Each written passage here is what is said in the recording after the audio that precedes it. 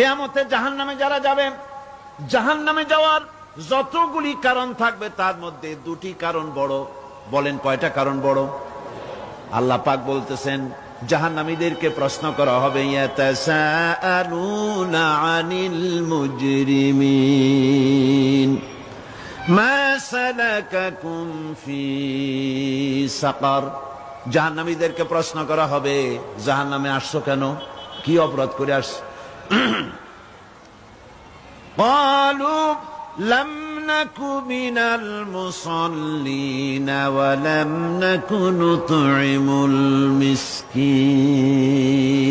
তারা বলবে যে আমরা নামাজ পড়তাম না আর মিসকিনদেরকে খেতে দিতাম না। কত বড় মারাত্মক অপরাধ লক্ষ্য করুন।